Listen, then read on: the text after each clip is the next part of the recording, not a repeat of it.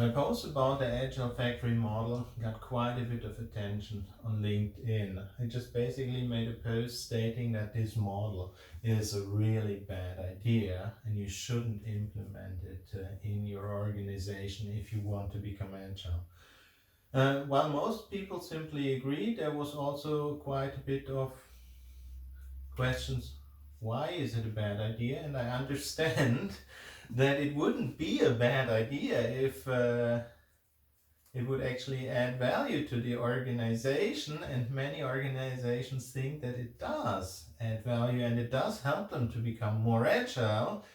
Well, let me start with a quote from Russell Ackoff, and that is it's better to do the right thing wrong than to do the wrong thing right, because when you do the right thing wronger, you learn you made a mistake and you can improve. But the more right you do the wrong thing, the more wrong you become. And this is what's happening with this model, because it's still the wrong approach. It's still the waterfall approach. And there's many ways to explain how this is wrong. And in this video, I'll just want to take a perspective of lean thinking, lean principles. There's a lot more to lean than just the lean principles. And just the issues in terms of lean principles are so numerous that this one is to be seen as a problem all by itself. Let's start with the first principle. The first principle is value. How does this model do in terms of value? And that's the first issue already. In this entire area, we just assume that we have value. Everything that is being created up here, we just assume that there's actually value. Yes, we will do prototypes, we will do experiments, but we don't really know if it has value until it is in the user's hands, and until it is in the user's hands, it has no value. So this is the first point in the entire model back here where there's actually any real user value. And you see what happens. You discover an idea, you describe it, you ideate, you create a prototype, you specify it, you do experimentation, you generate user stories, all in project mode. When the project has reached a certain point, usually that point is when the project is finished, we'll hand everything off to a product owner or to a waterfall project manager. It doesn't matter either way.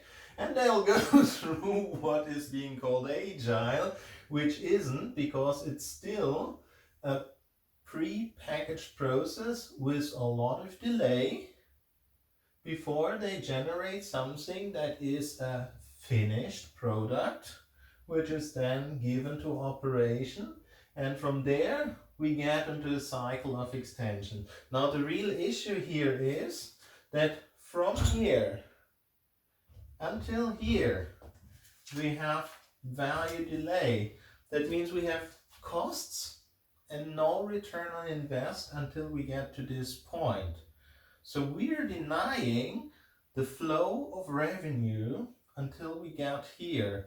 And when you think about how long this is going to take, if this is 3 months, you're probably already good, but it won't get much faster than 1 month between starting and actually delivering value. And when you think that good Scrum or Kanban teams, they can generate value every day. So if they generate value every single day, this means that from the point they start working until they went through an entire series of iterations to create a product based on its prototype specification, you might have a couple of weeks with no value to the user.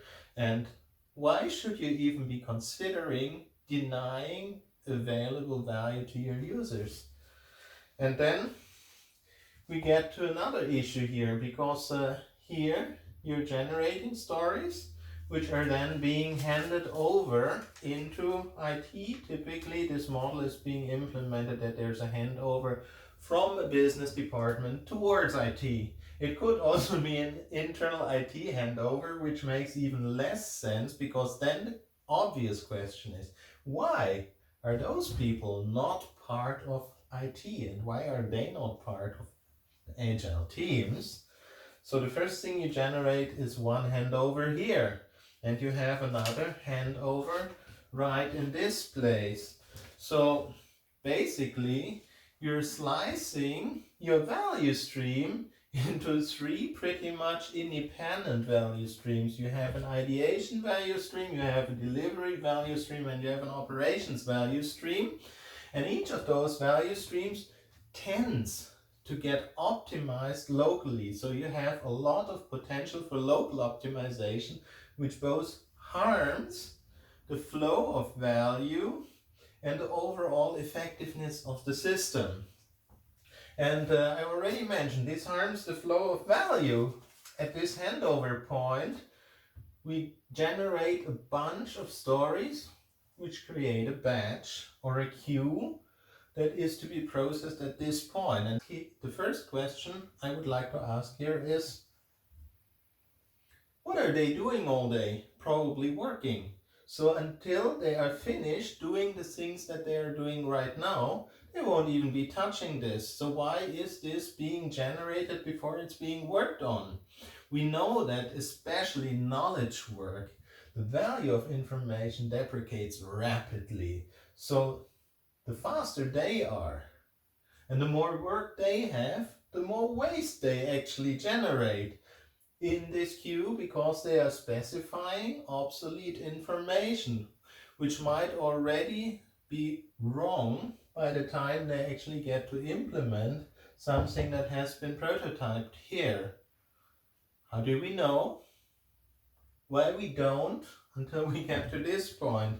But because they are also batching out, they're building releases or whatever to be handed over to operations. So that's another batch. And without going too deep into practice like continuous integration, continuous delivery, continuous deployment, the more iterations they proceed before something is being operated in production, the bigger the batch here becomes. And the bigger the batch becomes, the more value we have denied to the user which was already available. This would make a bit more sense if we would actually be doing it with proper DevOps, but as soon as you have an operations manager installed in this entire system, you probably have a handover sign-off process, which probably won't be happening every day. And the less frequent it happens, the longer the delay between the batched items being provided and being available to the user. And this brings us to the next point. Those batches, they create push points in the process. What do those people want when their project is finished? Of course they want it to be implemented, but those people are still busy. So you're pushing work in. Well, if we're doing Scrum or something like Scrum rather said, this product owner would be saying what gets done when. But we're simply pushing work to the next stage in the process rather than having a pull process where we have just-in-time delivery and we don't generate more work than can be handled in the next stage. Here I can tell a little funny story that I was working in one organization which had the UX team design a new layout for their online platform. It was done in about a week, and they handed this over to the Agile teams. Good. Now the Agile teams pretty much discovered that in order to implement this new style, they would have to redo basically everything that was developed in the last years, and they took 6 months in order to just create the first version of what they had generated in a week. What were those people doing in the meantime? Do you think they were idle? No, they were generating more work, and those people were falling further and further behind. And by the time the first layout was actually available to the users, everything they had done in the meantime was already obsolete, but it had already been pushed into IT for project delivery. And everybody knew this wouldn't work, this doesn't make sense, this is not interesting to the user, but that was the work that was available. So they continued doing it. Why would you want to do something like that? You can't really continue generating work here if it can't be handled here.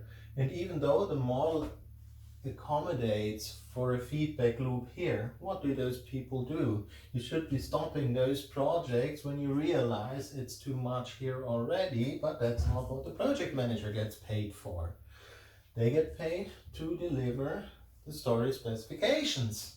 And so that's what they're going to do in time, in quality, within the available budget. And that's how you generate a push process here. And the same happens in the handover to operations. You also push the developed software into operations. Ops problem now.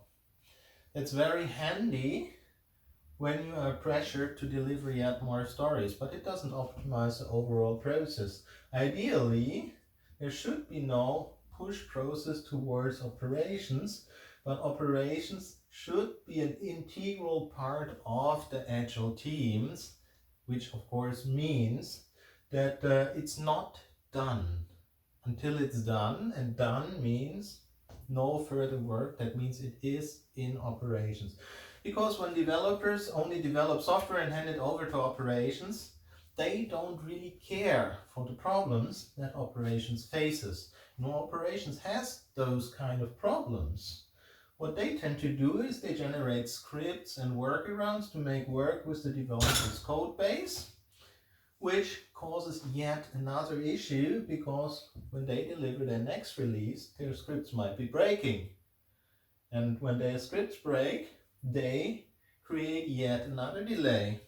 So that is basically the fourth principle, that you have a push process instead of a pull process. And let's look into the fifth principle of lean, which is perfection or high standards of quality. What do you do with quality in this model?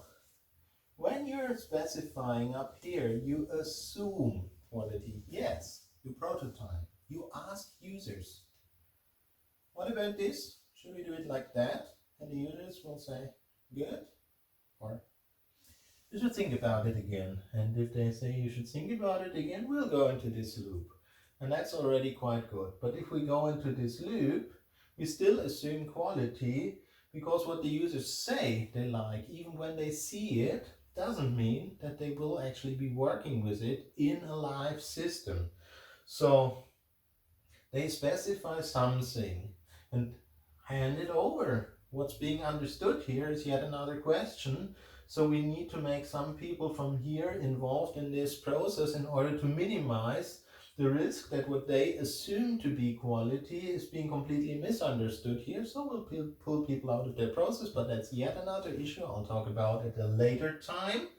For now, let's just say that we assume that we have built quality, but we don't know. We have no idea what those guys are doing. What happens in the analyze, build, test process typically is when you do waterfall down here, you skip the built-in quality, which means you basically test at the end, and if it somehow works out, you try to push it into production, because you still have more work to do on the next project.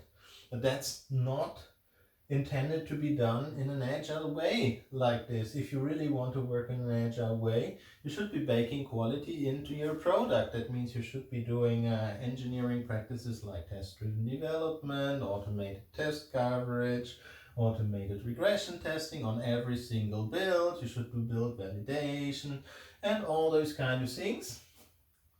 Well, we'll just assume, for argument's sake, that they do all of this, but because we have the point where we could go either down here or up here, at this point there's still a massive quality risk whether we are actually going to create a quality that we have assumed. And again, until we're in production, until it's being operated on a live system, we don't know whether this assumed quality is actually helping the users of our product in production.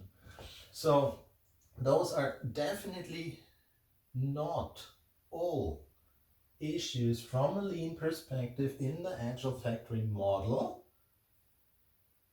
but those are the ones that just came to my mind, and lean is not the only angle to look at this. So after this short video, maybe you might want to reconsider whether you want to invest in this model.